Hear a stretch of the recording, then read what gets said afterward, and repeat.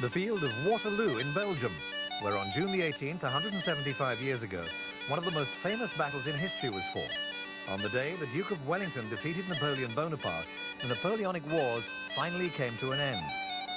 To commemorate the auspicious date, history buffs from around the world gathered on the site to play out an ambitious reenactment. About 100,000 people turned up to view this special. On previous occasions, they've enjoyed smaller spectacles for nothing. This year, turnstiles were installed, and they had to pay. Even for an amphitheatre view, 226 steps up the Butte de Lion, a monument to the memory of a minor combatant, the Prince of Orange, built by the Dutch. A major combatant, though, was the victorious Duke of Wellington, played on this occasion by one of the organisers, an English professor of war studies. Initially, under his command, he had some 67,000 English, Scots, Dutch and Belgians. But he also had the advantage of choosing the ground, and although late arriving, another 60,000 Prussians under General Gebhard Leberecht von Blücher. An unhappy-looking Belgian played Napoleon, who at the time had just ended his period of exile on the Isle of Elba. The master strategist must have been equally unhappy on the day. Although he had masses of troops and cavalry, his position on the field was too cramped. Also, the ground was wet and soggy. But it was sunshine and dry ground for this year's 2,300 combatants. To enjoy this singular day, enthusiasts from 20 countries donned the uniforms, some very seriously, some for fun.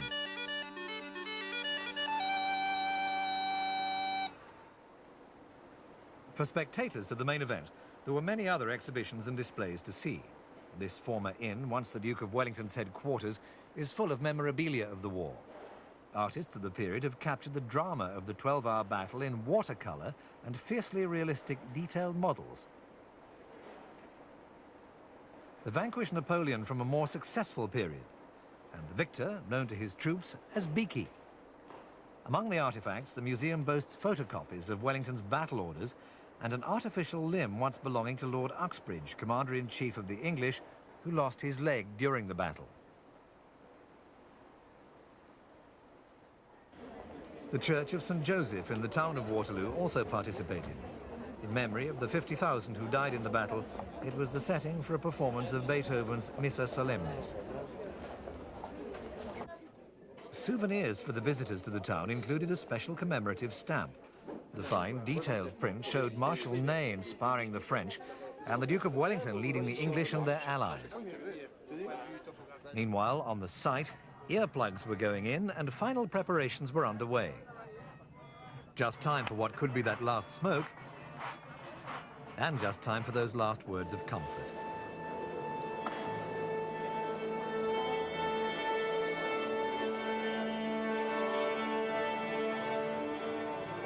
The masses of spectators swarmed on the mound were all buzzing with anticipation. Television cameras were deployed over the field and the world's press were ready.